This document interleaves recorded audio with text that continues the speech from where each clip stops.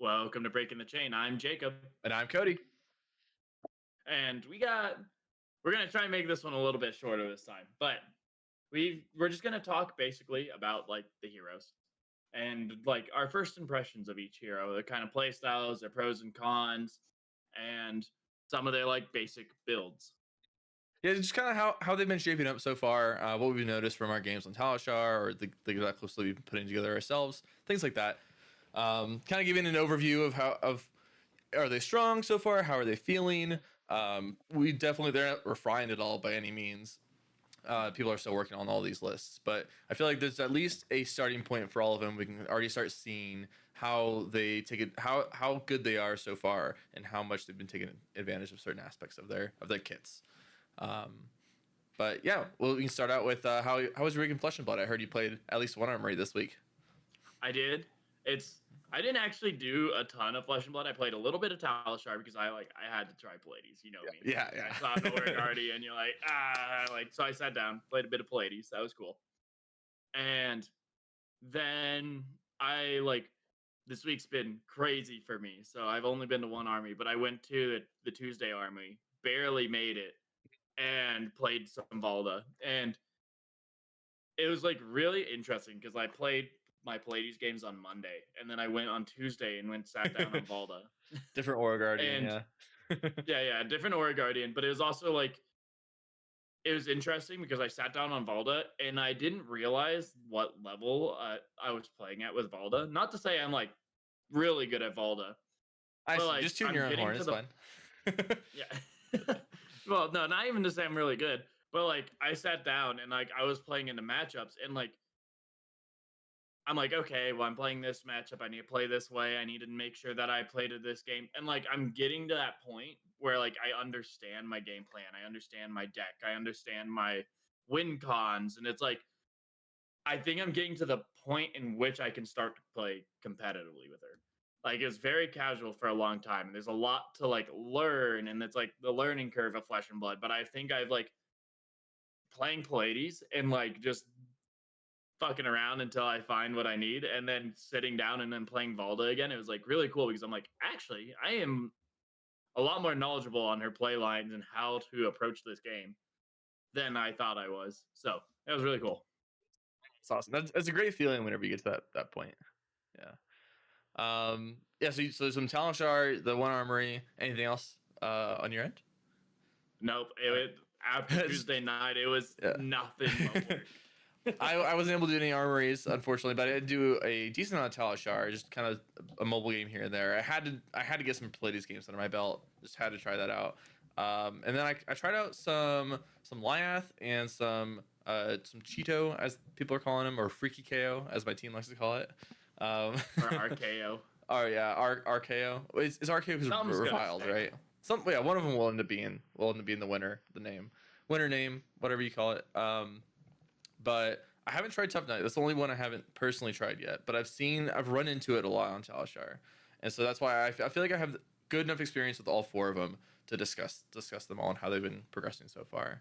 But unfortunately, no armors for me. And I wish I could do any of the pre-releases this weekend, but it's actually my 1 year anniversary, so I am celebrating that with my wife. And I think there's some armories or some pre-releases on Monday and Tuesday. Is that what I heard? So maybe I'll do one of those, but we'll see. We'll see if I can make those. I'm not certain about that. But how about you? Are you going to be doing any of the pre-releases? I really want to. I haven't called yet. Well, I did call one store, but I like couldn't reach anyone.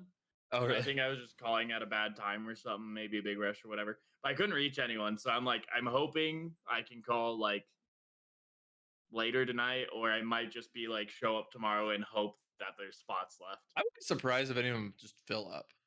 So you should be able to get into one of them. Yeah. Yeah.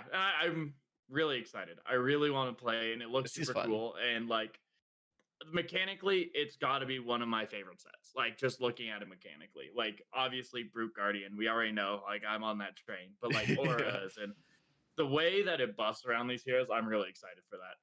Yeah. Yeah. Same. It seems like a really fun sealed format.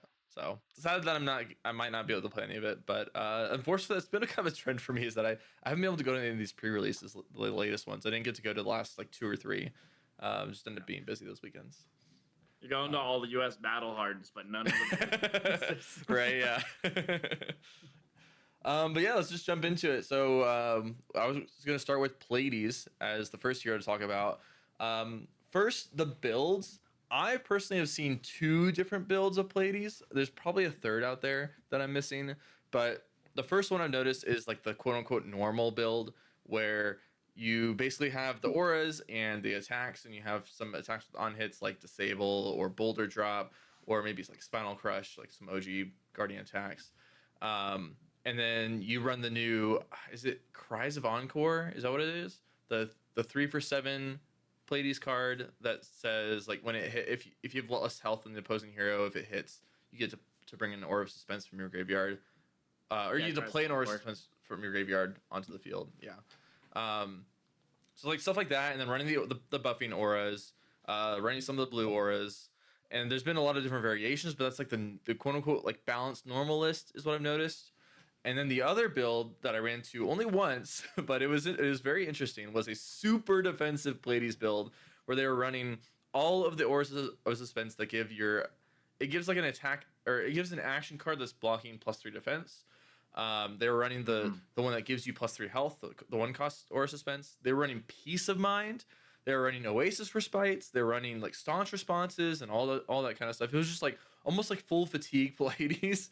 Um, and I felt like actually was super tough to beat as Pleiades. I was playing like the normal Pleiades into it. It was kind of tough because I had to set up these large turns, but then they would staunch response, and they'd have like extra block on their action card that was blocking. So even though I had confidence popping and it was coming in for like 15, they'd be able to block like 10 to 12 of it. So I'd do this big turn, it would deal 3 damage, and that would be it.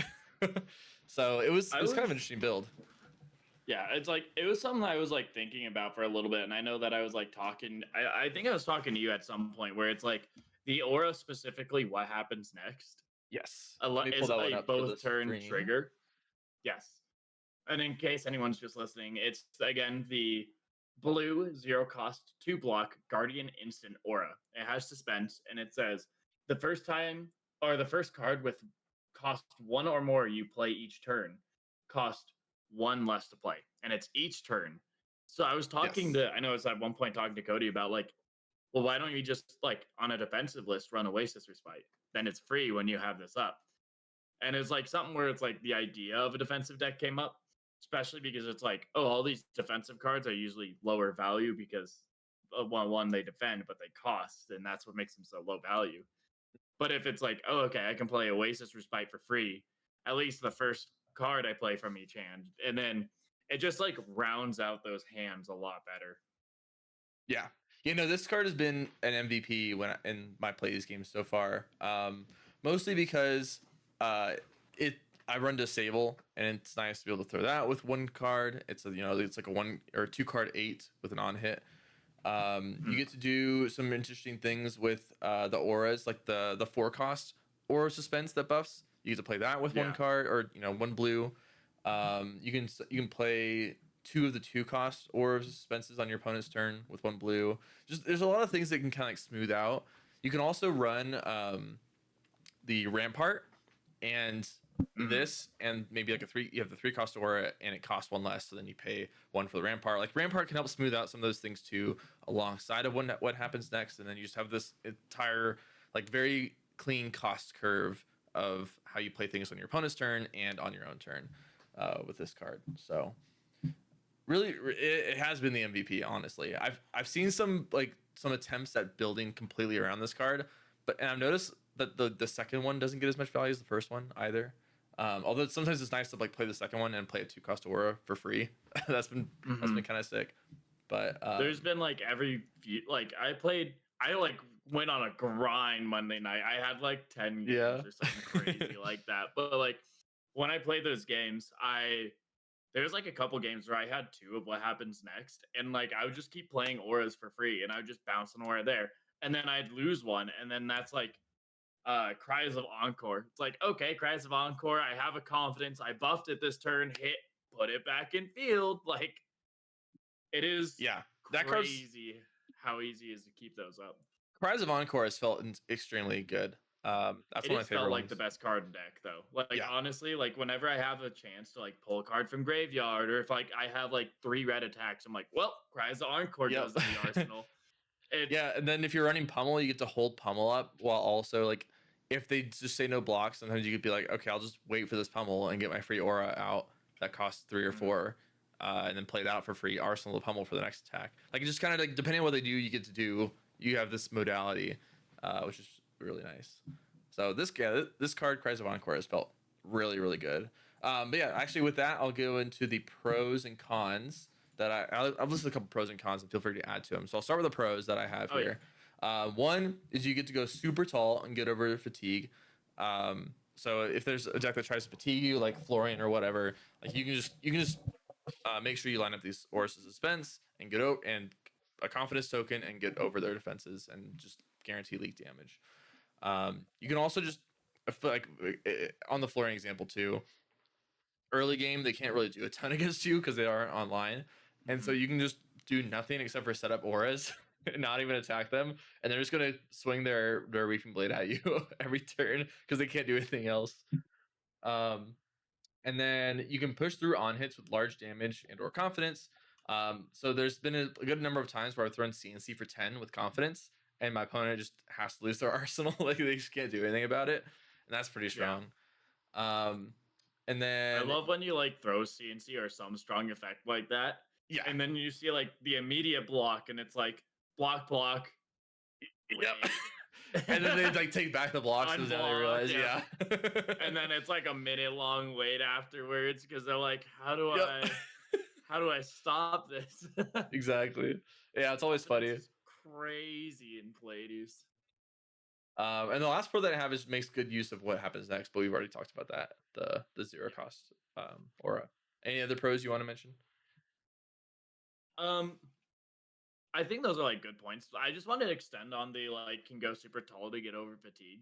And it's like something I want to say is like one hero we'll talk about much later is gonna be Tough Nut. And Tough Nut is like oddly enough as a 3 intellect hero, like a fatigue deck. He like throws Yep. consistent damage. He like I've played a couple Tough Nuts too, but it's like he's gonna do the same thing every turn. And if you do something crazy, he's gonna block with all 3 cards and then just hit you with his weapon. Yeah. Like it's he's just doing the same thing. So it's really interesting to like try and play around it. But like Pallades has a good answer of like, I'm just not gonna attack you for a few turns. Like you can create as many toughness tokens as you want, and I'm gonna keep bouncing around all these suspense tokens to get over your defense. Like I'm gonna throw a 24 attack. I think I've thrown like it was like 25 might have been my highest attack at some point, but Yeah. like okay, like confidence 25, like you can block 10, but I'm still dealing 15 and I'm putting in or like I think I took an like I think I set it up to take the extra turn, so then I set up another tall turn for an aura like auras to pop and like do the same thing again. But it is something where it's like it is you can set up and play around these fatigue states, and it is like super cool and interesting. Yeah. Yeah. It is really. Those are my favorite matchups actually, is when they're slower and fatigue, because then I get to go, okay, how do I want to like piece together this puzzle to have all these auras pop Yeah. at the same time and then do this and that and the other. And yeah, those are actually pretty fun as the Pleiades. Um, Mhm. yeah, and then I Maybe not have as fun for the defensive hero. yeah, but Just then they oh. chose that life. And then I have some cons. You can often just be overall underrate. So, for example, your auras, Mhm. uh, the buffing auras, like you have the 2 cost is a 2 cost +4.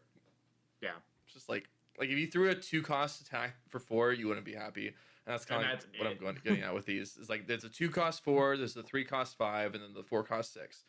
Um, and they're all underrate attacks by themselves, and so you have to combine it with on hits for those to actually matter. And a lot of your cards in the deck are kind of similar, where it's a lot of below rate cards if they're just played face up for face up value, and you Mhm. have to do a lot of trickiness to actually squeeze out more value out of your cards. Um, and So I haven't actually played a lot into aggro yet as Pleiades, but I can imagine it's not great unless you just have your on hits line up pretty well. I've Because they're played just going to into like be better old rate. KO with Yeah. all the Oh, upgrades, and yes. it's like Old KO is it tough. is really tough, especially as Pallades, because you're just like, okay, you dealt 14, I'll put two auras and throw six. And then Yeah. they're like, okay, sure, I'll take six. Here's 18 back. And I'm like, okay, Yeah, a deck I'll that can just like block. consistently throw 16, 18 every turn is just gonna run you over. Oh yeah, Yeah, it's it's tough. crazy. That's one thing I've noticed is a problem of it. The second problem I've noticed is that things might not line up, and then you lose even more value.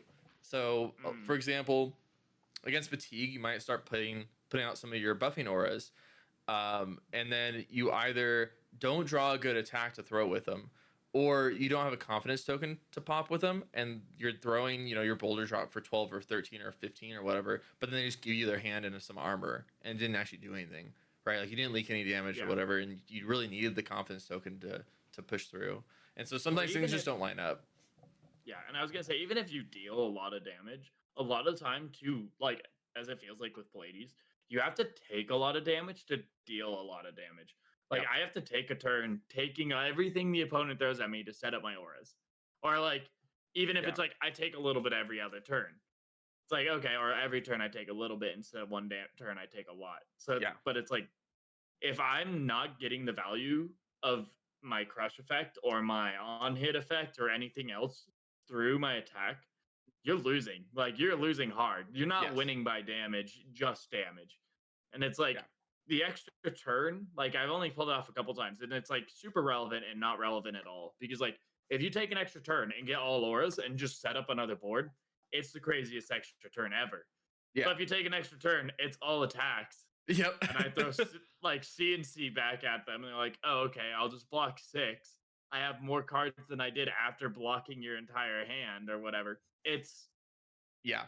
Yeah, exactly. You can have like a bit of a rune blade problem in a sense with that, where yeah, you don't draw the attacks when you need them, or you don't draw the auras when you need them. mm-hmm. I've noticed there's just a lot of clunkiness there, where yeah, and like you said, sometimes you play an aura, it's gonna take down on your turn. They're throwing damage at you. You have a good aura, you want to pair with that aura to then have them both pop at the same time. So you have to take damage to play that aura, and then the next turn maybe you find an okay attack, but you have to take a lot of damage just to throw this thing, and these are all like below rate plays. Um, I don't know. That's been a big problem that I've found so far with the deck. Mm-hmm. Um, and sometimes, oh, and another problem, and that's what deck building thing is that I've been trying out Embolden, and sometimes I'll play Embolden the next turn. I do not have a Guardian attack, Yeah, or at least an attack action card. Like with the auras, you can at least swing Hammer, but with Embolden, it has to be an attack action card, and so that card's been looking a little bit worse for me in my testing. it's like a cool thought process, and I think if you take the Armory deck and make it only Guardian, Embolden could be pretty cool. But I think a lot of what is strong about Pallades is like you can buff CNC, you can buff attacks outside of Guardian attacks Yes. and make them really relevant. And that's where it's like I think the stronger the deck becomes, the worse Embolden looks. Because it's like you can put in CNC. And I think that like even just putting in CNC, I think really takes Embolden's value down. Yeah, I agree. Um, so yeah, that's gonna be something I'm really curious to see how the deck how the deck changes over time, is how people value certain auras and certain cards in the deck just to make it as smooth as possible. Yeah. um yeah, and I think then it's gonna be super cool once it's all figured out because yeah, there's like cards that like I'm not entirely sure if they're good or bad because like the I forget what the card's called, but it's Pallades Charm, where she Thespian gets Charm. to Thespian Charm, yes, where she gets a bounce Nora back into her hand, cheer herself, which creates a confidence token, and destroy a might and vigor, which not super relevant in that last text.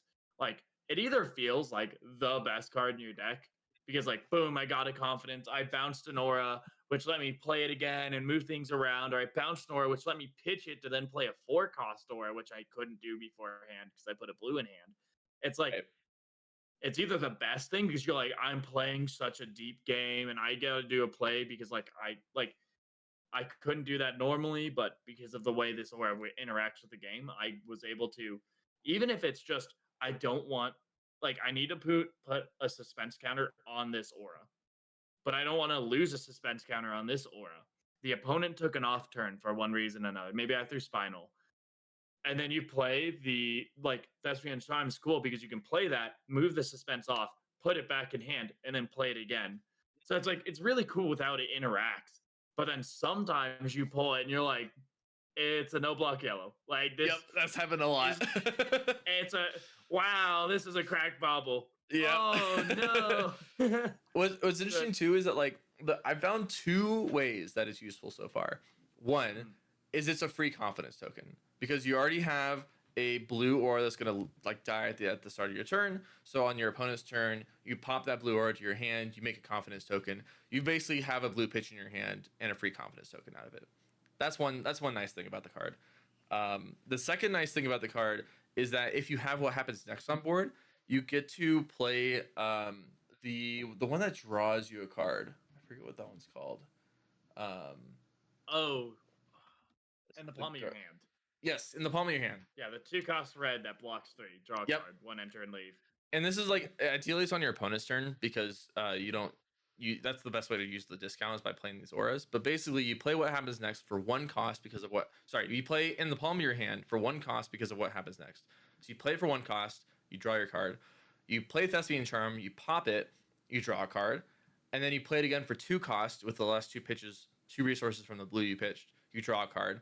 So then ultimately you spent Thespian Charm and a blue and the initial in the palm of your hand. So you spent 3 cards, and you'll ultimately draw 4 cards because the first in the palm of your hand drew twice, the second in the palm of your hand drew once, and then it's going to draw a second time later. So you basically turn 3 cards into 4, but you have to have what happens next up on the board, and you have to have the Thespian Charm and in the palm of your hand. Like there's like that's that's one of the ways that I found to make use of Thespian Charm basically, but it's not foolproof because you have to have things lined up.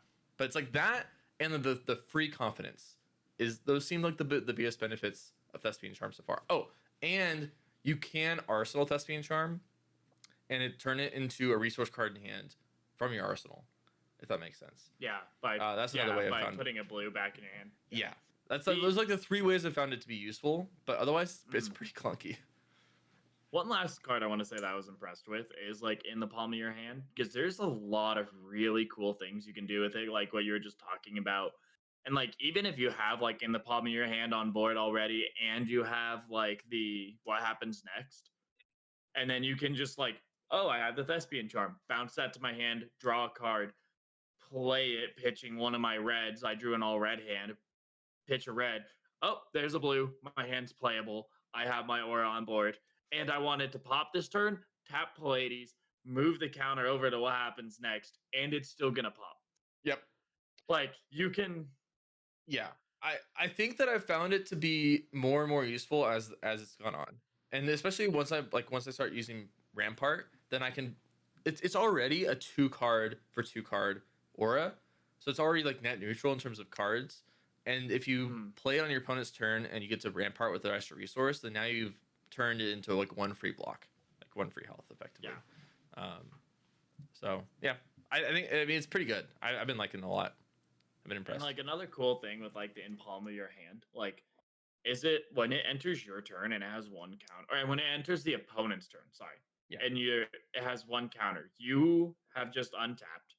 You can then tap your hero, like start a turn. If you draw no auras, you can just tap your hero, start a turn. You know you're not going to be doing any shenanigans. Move that counter to another aura, and then just draw a card. And you're essentially 5 intellect. You are Liath. Like, oh, you declare something before blocks. Move a counter, lose that, draw a card, 5 intellect. Okay, now like blocking, I'll block with these ones. This one I just drew is like either gas or it's bad or it's another blue. It's like, yeah, in the palm of your hand in Pallades feels really good. Yeah, I've been liking it a lot. Yeah, exactly for the reason you're mentioning. Is you get to shift around your card resource utilization in ways that benefit you. And so yeah, I've been liking it a lot. I'm hoping that this deck is good enough for the pros to play it at Worlds because I really want to see them play this deck. I think it will be really, really cool to watch the pros play this deck because it's such a high skill Mhm. ceiling deck. There's so much going on. There is so much. But Oh yeah, I but think. go ahead. Oh, go ahead. I was gonna say the last con that I have is that the Moment Maker, is actually surprisingly hard to activate without it being inefficient to do so. Um, at least in my experience, I will sometimes have one or two auras out, but getting the third out is not as easy if I also want to swing the weapon. Like the easiest way I found it is if I have two out already for whatever reason, I swing the weapon and then I can like instant out a zero cost aura. But then it's like I don't know. Every time I do it, it just doesn't actually feel that good. It's I guess what I'm trying to get at. Yeah. It just doesn't actually Yeah, feel as I've strong as I been want it to be. surprisingly unimpressed with that weapon. Yeah. And Which it's like I think it does have some really cool things, and I think there's definitely going to be a build where it's very viable. yeah. But it's like I could also very much see like competitive players switching away from that weapon just because it's like you have to play an aura game plan for it to be relevant. You can't be on the back foot. Like Yeah, I mean, if yeah, that is true. And the thing about Rampart and Titan's Fist is that a lot of your blues are 3 costs. That's just like how your blue base really is. mhm, You do have some zero costs, right? You have some of the zero cost auras. You can run like warmongers depending on the meta and stuff, but a lot of your blues are just 3 costs anyway. And so Titan's Fist is just gonna be for 4. And the way the Rampart works with playing auras on your opponent's turn is really nice. yeah. Yeah, I am in love with Pallades. I think she's great. She's amazing. She's so much fun.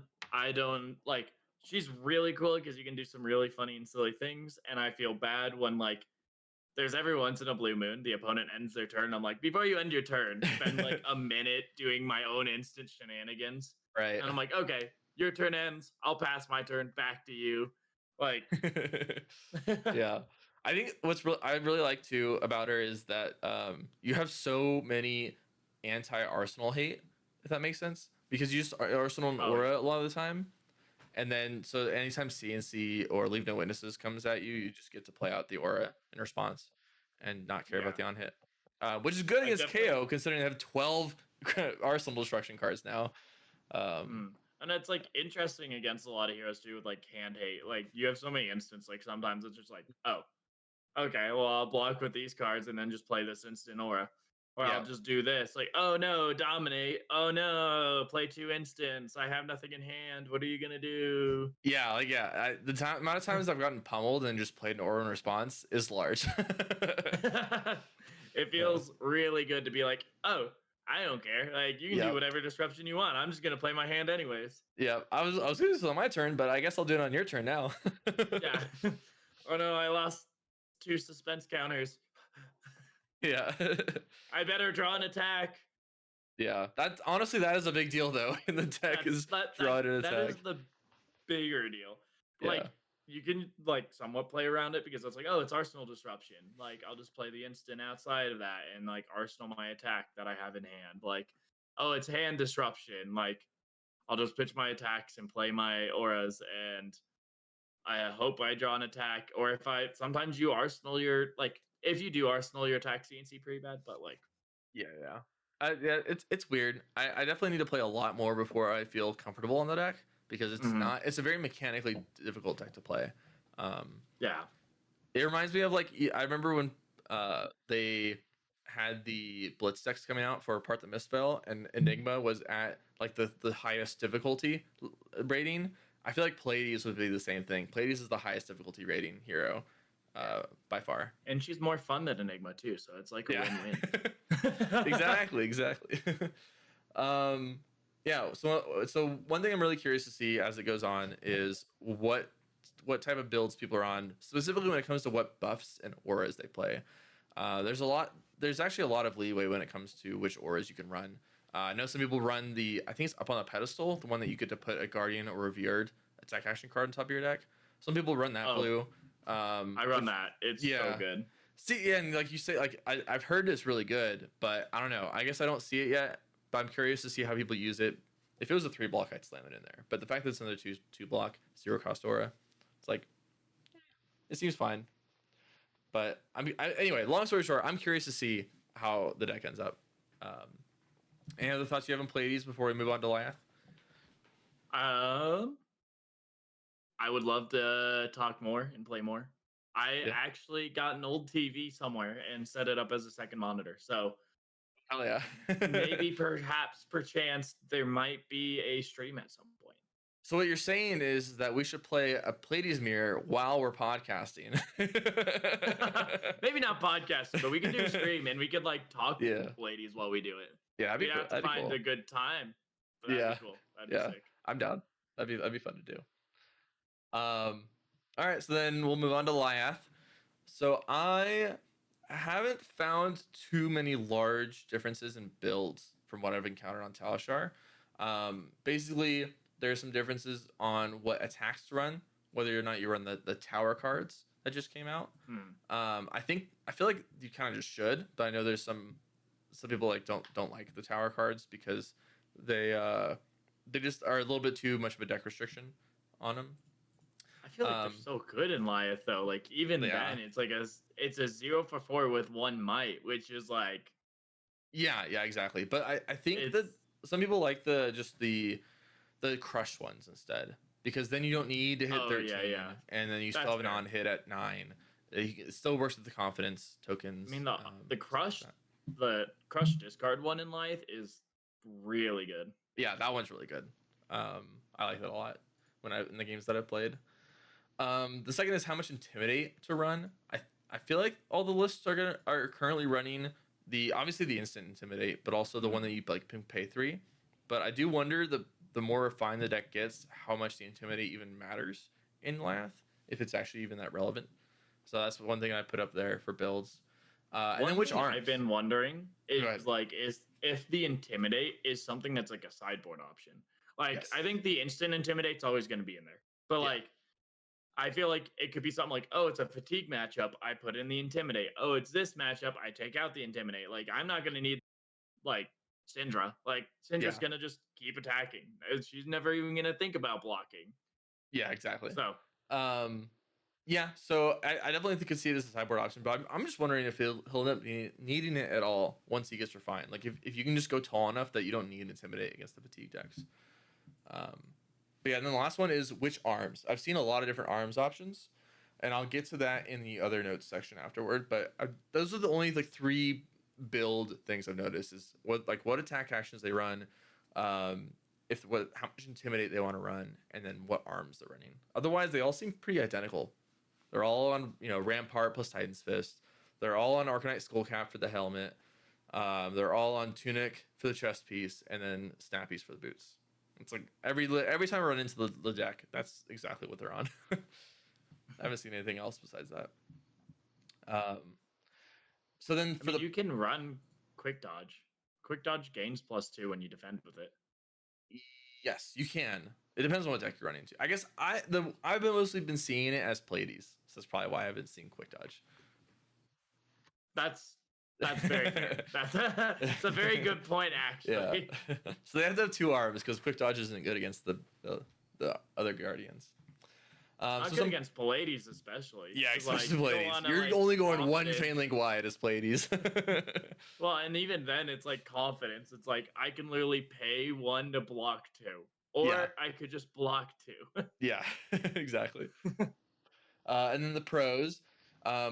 This deck can go massively tall, like insane. Yeah, I've seen where they like on turn 0 they play out some auras as instants, and then on their turn they just make a shit ton of might tokens, and then the following turn their auras pop and they're coming in for like 30 on a crush effect or the tower that discards your hand, and maybe even have a confidence as well. It's absolutely insane just how large this deck can go when things line up right. And even when they don't line up right, sometimes they just go like 19 damage and 19 damage back to back. Just like constantly making more and more might tokens with their line up right, like yeah. So a ton of damage output from this deck. Their hero, the having a power or the having portion of their hero ability is actually not as big of a downside as I've noticed it to be in my experience. It puts a huge dampener on the deck construction, but in terms of Mhm. actually being at their ability to block, I've noticed when I play against them, they just activate their hero ability that they pay two. Now their action cards block for one more, so now their cards block for three, and they also get to activate Rampart. So now they did their ability, they did Rampart, and they block with two cards. And now they did a 3 card block 7 in a sense, but they also made a Might token, so the 3 card 8. But then they still have 2 cards left, and so it's like, yeah, it's like below rate, but it's not very much below rate considering the extra card that they have. And so they block a lot better than I anticipated them to block. Basically, is what I'm getting at. And then the instant intimidate card is insane. I've been absolutely blown out by that card, like disgustingly blown out by that card. Um, there was one time where I was Pleiades, I had 2 auras popping, and Mhm. I even thought, like, I was playing around one of them. I was like, okay, if they intimidate once, I can still throw this attack, and if they intimidate. Or if they intimidate once and it hits this card, I can still throw this attack. If it hits this card, then I just throw my Moment Maker, and I'm still at least throwing the damage, right? And then they played 2 of them, and I was like, wait, my auras are going away, and I can't even attack at all. So they just played 2 of them and just ended my turn. It was really funny. Um, I don't know what it is. Like, I have not played against a lot of Lieth. Like, I yeah, think my first game was against Lieth, so I was like more focused on how I play like Pallades than Lieth. But like every time I go in, like, oh, it's a Lieth. Let me see what they're playing. Like, let me play a little bit of Pallades, and they like instantly quit. I'm like, I don't know. like, yeah. okay, I don't Pallades, think and it's a they bad leave, and I'm matchup like, for them. I don't think it's a yeah. bad matchup at all for them. So I don't know why they would. I don't know why. It's just like interesting. I'm like, I want to learn like Lieth, but I still want to learn Pallades. I want to just play this matchup, but they keep Yeah. leaving. It happened like 3 times in a row. Yeah, it's interesting. Oh, and then this triple intimidate card can just help close out games. Like they Oh get yeah, to throw like 20 damage plus to intimidate 3 of your cards away with 1 attack and 1 blue. Um, yeah, pretty good. pretty good. Anything you want to say on pros before we go to cons? Again, like I don't know. I just want to say, like mechanically, he looks so cool. Like He's a he lot looks of fun. insanely cool. He's so Like cool to play pros, into and he's as. yeah. Like, yeah, Pros, he looks super cool to play. Like I think from this agreed. entire set, like that's a pro for all of them. They look cool to play. Yeah. And then okay, so then for cons, you don't get to run D reacts. There are 0 D reacts that make sense as far as I know. Unless I'm missing one. There are 0 D reacts that make sense to run Lyeth. So you just don't get to run them. Yeah, exactly. I was like trying to think, like make sure that I was not missing There's one of them. that yellow one, the 0 for 2. It gets +2 when you defend from Arsenal. Oh, Springboard Somersault? Actually, Springboard somersault. actually, It's Springboard a Somersault. 0 for 3 defense reaction. That is If it's true. played from Arsenal, That otherwise is it's a true. 0 for 1. Okay, so you can run that into um Slippy. That'd be something.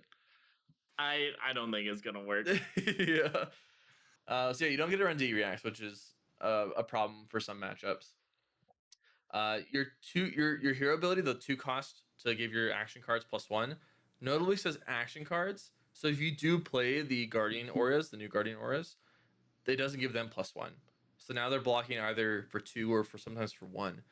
Um, Mhm. and so you can run into issues where you can't block with what you want to block with. Um, you also have your buff cards. I've tried out a couple different versions of the list. One of them was running a lot more of the like high cost stuff, like the 2 cost +4 and the crowd boos you card, and like the 3 cost +5 intimidate. And if you don't draw blue on those turns, then like you draw an all red hand. Those cards not only can you not play them efficiently, but they also don't block. They block for 1. And so you're just like, look at this card. You're like, what do I do? Do I block for Oh 1 with this no. thing? This feels terrible. Um, and then your hero ability just doesn't help with that because uh, Yeah. it turns them into 2 blocks, which isn't much better. And you just spend another card. I mean, you Anyway, could pitch both of them Exactly. Make You the could. rest of your hand block better. That's And true. then you get a might as well. Yeah. Um. A two card one, perhaps two card Perhaps three if you get the block value out of two cards. value. Value. Trade offer. You Yeah. get big Something instant else. pumps. Something else I've noticed when and I've only played a few games, but things often weren't lining up well. This might just be like you have to arsenal correctly in the deck. It might just be like a tougher deck to play correctly to arsenal the right card. But things wouldn't line up. Whether it was the mites popping and I didn't have an attack I really wanted to play, or the resources weren't lining up for the cards in hand, or I wanted to block a little bit, but I just couldn't efficiently. Like I couldn't pay for the hero ability and do my next turn because I couldn't afford to do both. And so then my cards weren't blocking for enough. So then anyway, long story short, there was just like a lot of clunkiness with how things lined up. It was almost like a Runeblade problem again.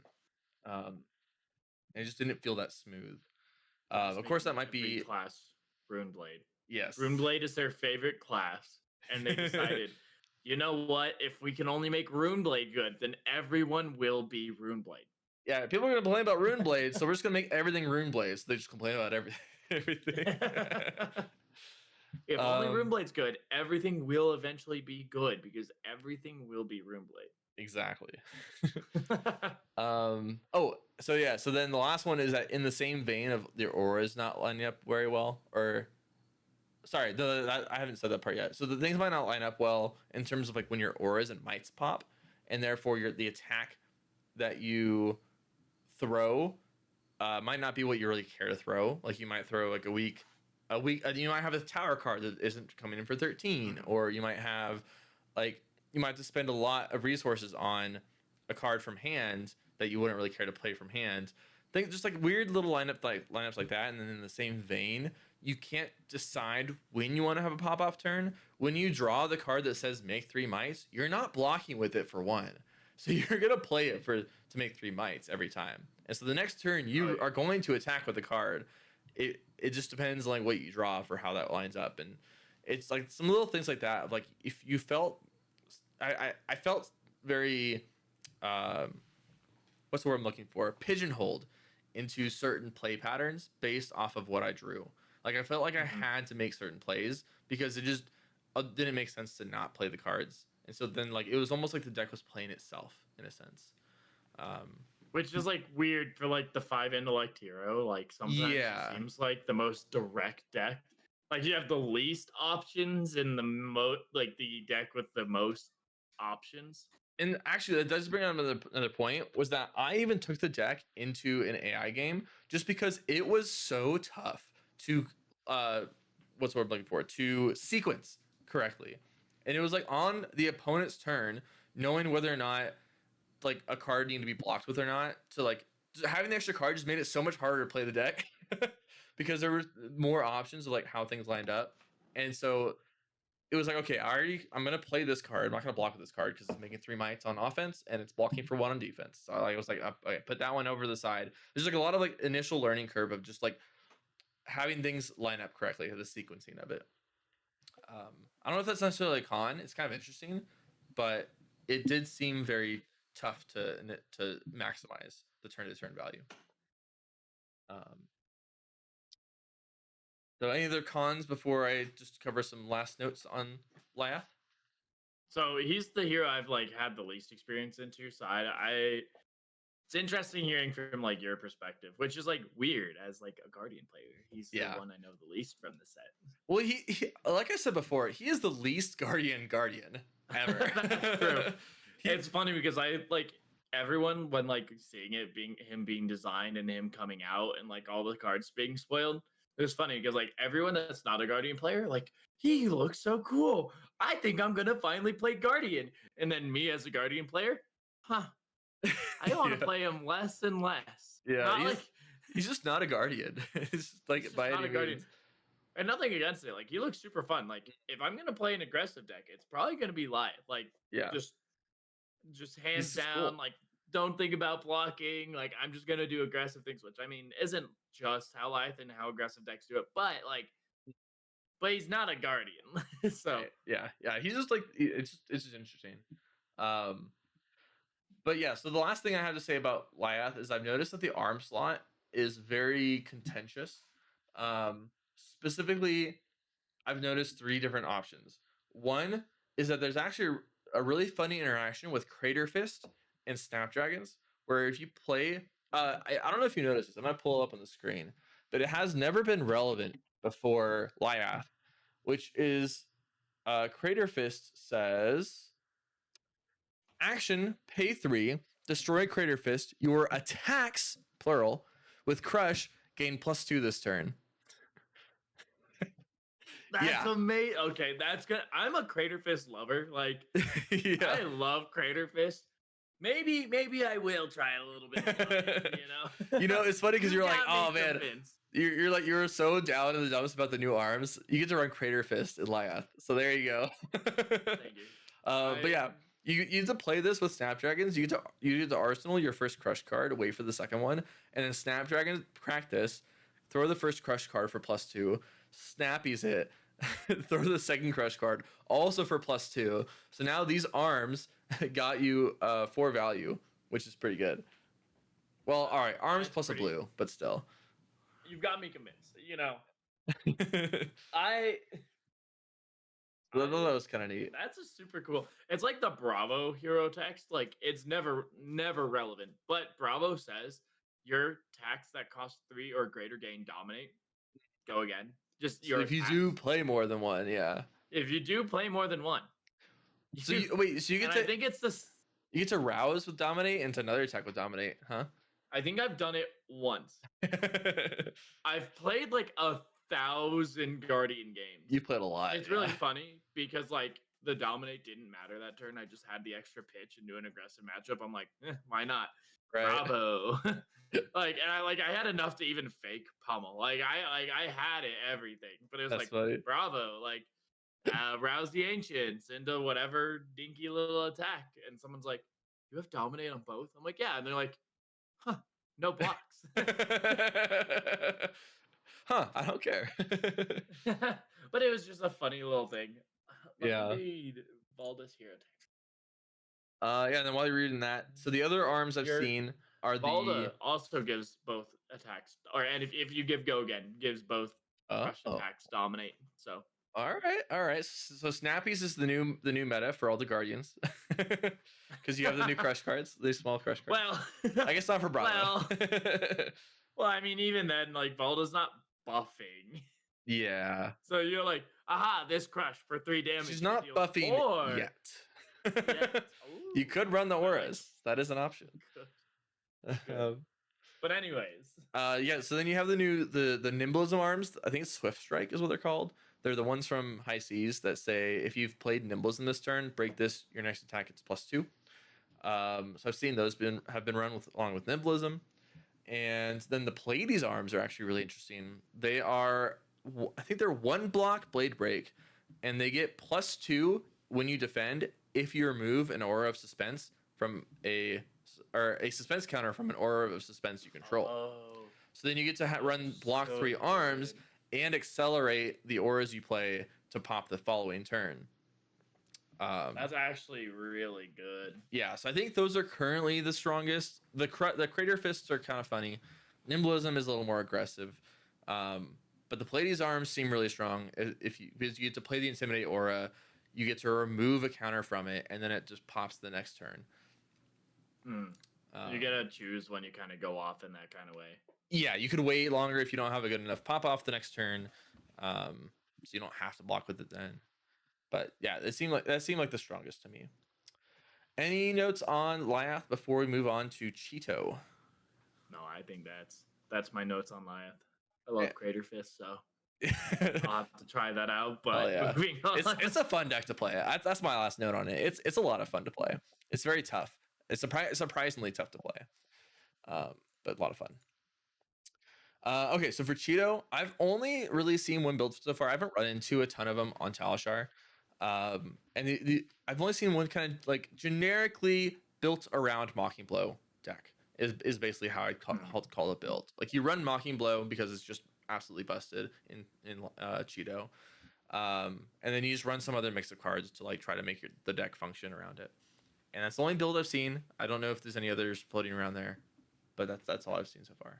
I played a couple, and it feels like Mocking Blow, and I think it's Big Bully. Yes. Really good. Yep.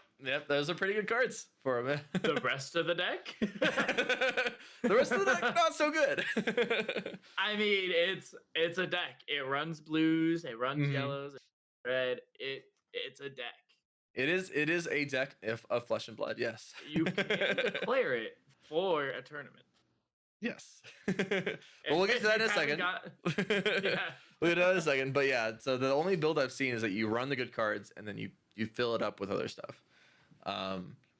So then on to the pros. Mocking Blow, insanely good in this deck. The reason to be playing the deck is for Mocking Blow. Yeah. You just get to run in effectively it's like a 2-card 13. Because you get to go Mocking Blow, Lioneth ability with the blue, and you assumably have a vigor from the last turn, or like a tunic counter. And then you make it 6, and it boos you, gives you the new vigor for the following turn, and then it like gets something else. What else does it do? It gets like plus power for itself, right? If I remember correctly. I'll pull it up on screen. Like 3+4. Let's see here. So here's the red one. That's right. If you've been booed this turn, it gets +4. Yeah. So you put it to a base of 6. It goes up to 10. You get the vigor token for the following turn, and I think there's something else, but I'm blanking. But yeah, so it's just a very strong card that you get to build your deck around.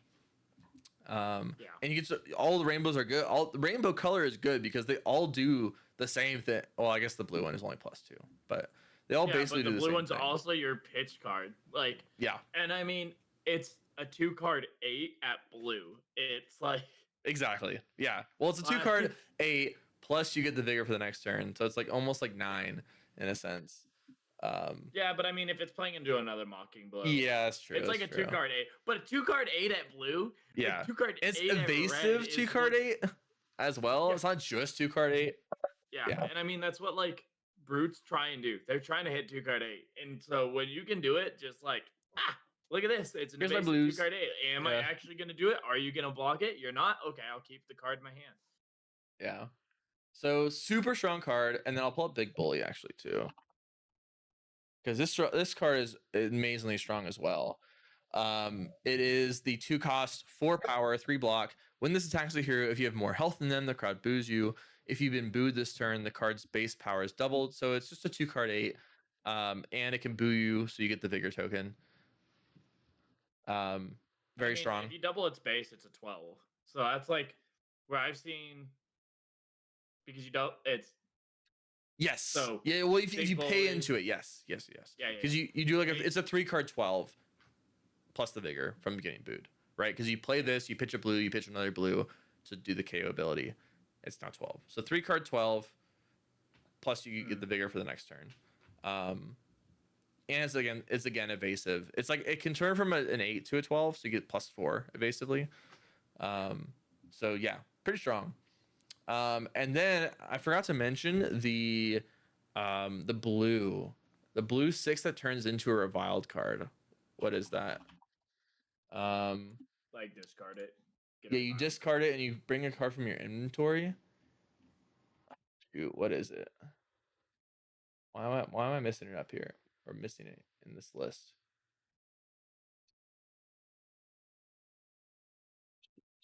Oh, I don't know. Not here. I'm sure there's got to be a public list with reviled KO, and they have to have it. Why is it not here? Here we go. Outside interference. That's what it is.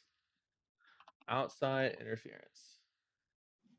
All right, so this card is a blue 3-cost, 6 power, 0 block. This is instant. Discard this. You may reveal a reviled attack action card from your inventory and put it into your hand. And so what's cool about this is it's a 6 power that you discard. So it activates the Mandible Claw. And then you get to grab the most powerful card in your inventory for the moment, which could be, it could be Mocking Blow. It could be a Big Bully. It could be, there's like one that makes might tokens or vigor tokens or something. Like there's just a lot of different things you can make it. You can make a block. You can turn this into a blocking card if you need to. Just just has so much utility to it. It's cool. Yeah. So that's another cool thing about the deck. Um, so then on to more pros. You present evasive damage almost every turn, which is pretty nice. So you can make your opponent overblock if they are low on life, and then just arsenal the card because a lot of your blues are arsenalable in the deck. Arsenalable. Um, you often get to make the vigor every turn to continually use the hero ability. So it's not like you're having to spend 2 cards on the hero ability. You're often just spending 1 extra blue to get plus Mm. however much power. You can actually block fairly well. This is the first brute that can run D reacts, generic D reacts, which is kind of fun. I mean, Reinar did. You could. That's true. Sorry. You could run them if you were running a very a very annoying build of Reinar or Levia. Yes, you could have run generic D reacts. I mean, I want to say Reinar did, but it's like it feels the best in Cheeto. It feels Yes. like you're meant to be playing them. And like Reinar, yeah, you've meant to be playing them, but you can still get your payoff early game with Cheeto, and where you can't really with Reinar if you get a like defensive. Exactly. And this leads into one of the cons of the deck, which is that you don't run Blood Rush Bellows. So you don't have those strong power turns with Blood Rush Bellows because of the way the deck is built around Mocking Blow. You just can't. And that's why you get to run these D reacts, is because you're not running Blood Rush Bellows. You're not running these like random discard 6 synergies in the deck. So I want to say the biggest downside to him is outside of Mocking Blow and Big Bully, he's Uzuri Yes. without on hits. Yes. Like, Yes, exactly. You could run like Vipox. You could also run. I've seen some people running Mischievous Meeps because you throw I've it. seen Meeps. It has go Yeah. again. Your opponent just doesn't block it, but then it's just like 2 damage. Like who cares? I don't know. Like yeah, you get to draw a card, but what are you gonna do with that extra card? Nothing. Like I don't know. Yeah. It seems fine. Yeah. And that gets to the next con, which is your rate is just okay with when you don't have Mocking Blows. Like you're just not doing anything special if you don't have Mocking Blow. I mean, or you're Big doing Belly. something special, but Yeah, but you're not you're doing not anything doing anything particularly good. good. Yeah, exactly.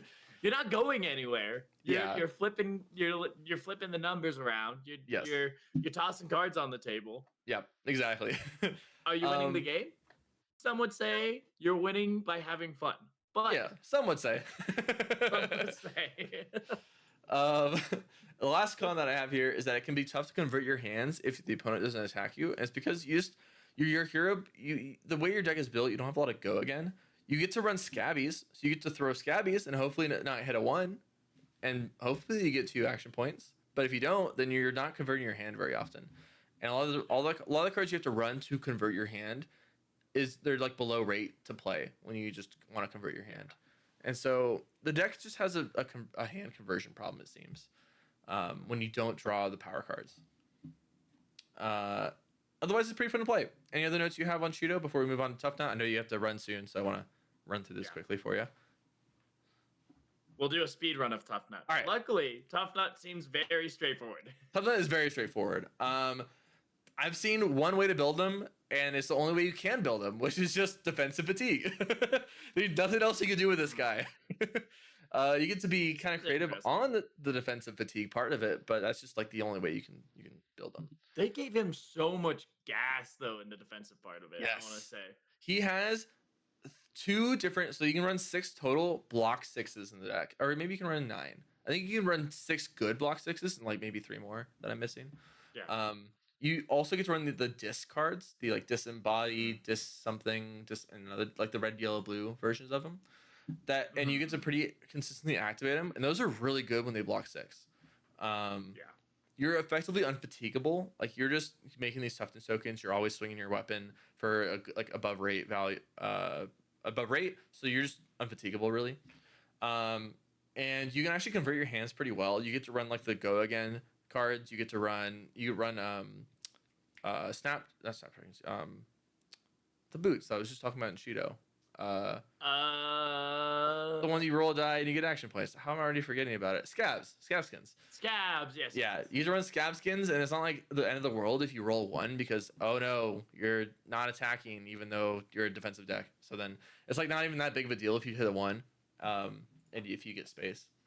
So You know what? Like, he also is really interesting where it's like sometimes he creates a lot of might tokens. So I'll just be like, pass. You can do whatever you want for your turn. And then, like, the toughness they'll be tokens, like, yeah, oh, yeah, the toughness tokens. yeah, yeah, And it's like, I feel like every time I do that, Tough Nut has an answer. He's like, oh, yeah, I can use my whole hand.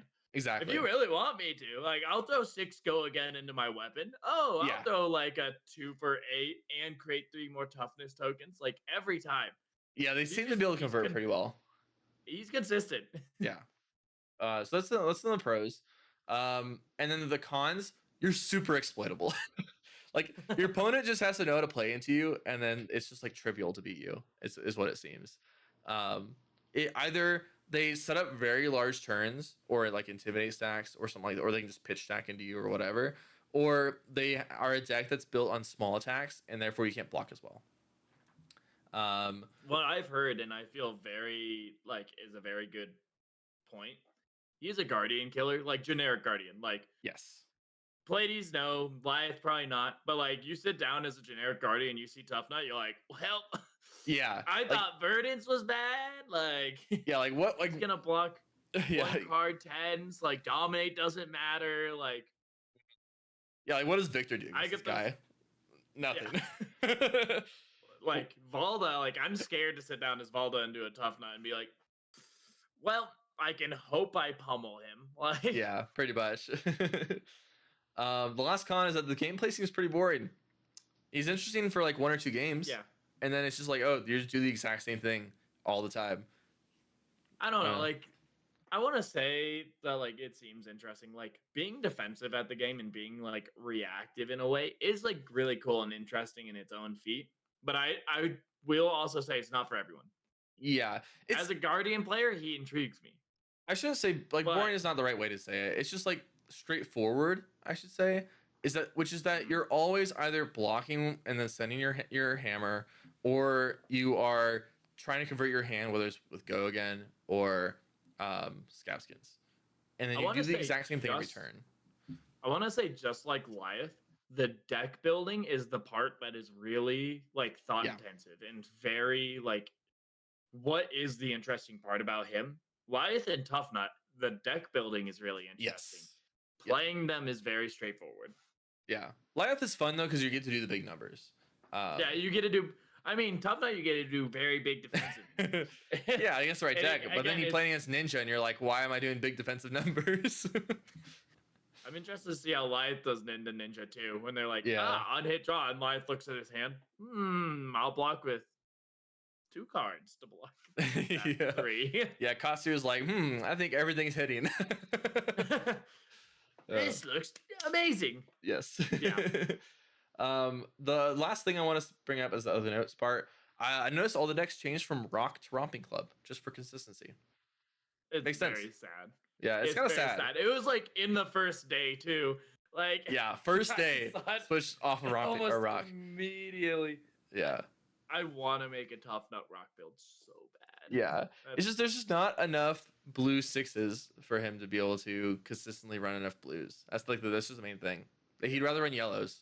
He just wants to run all the yellows, not all the blues. Yeah. So No, and I mean that's totally fair. yeah. But like some part of me wants to be like, oh, you let me convert my hand. E-pot? Whatever, rock. Yeah. But I don't think it's gonna work as well. Yeah, I don't think so either. It's a fun build. Unfortunate. It is fun. I'll just play at Cheeto level, you know. Yeah. Like, I kid. I think Cheeto has some things to him, but He's interesting. he definitely feels like the weakest deck in the set. Yeah. He is the Puffin and Marlin of heavy hitters. Yes, I agree. Yeah, the Brutes are Puffin and Marlin of heavy hitters for sure. Yeah, well, I think Tough Nut could be good. I think he has a chance. There's a meta. There's a meta where he could be good. Yeah, but that's fair. is he good? No. No, he's not good. Well, I'll put it out there that he won't even day 2 Worlds. That's my guess. Like he I want doesn't to even say stand a chance to day 2 worlds. the I want to say the biggest winners of this set are KO and Reinar. Yes. Yeah, I agree. Which is Yeah. interesting. Yeah. um, but anything else you want to talk about, either Tough Nut or any of the heroes from Super Slam before we end the episode? No, I think we've gone over a basic, at least basics of a few of them, and deep in Pallades. Yeah, I do really like a lot of the heroes. I think they're really fun to deck build and to try out. I definitely want to try out the first three Pleiades, Lyeth, and Cheeto at Armories. I think that'd be really fun to play at Armories. Tough Nut, not so much. I feel like I'd I be hated.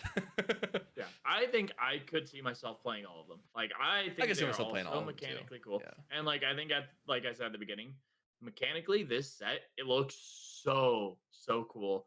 And it's all my flavor. Like it is all like Yeah. Jacob flavor all over it. Like aggressive deck is a guardian and they can still throw crush cards and do some funny things with like Crater Fist. Okay. Like Yeah.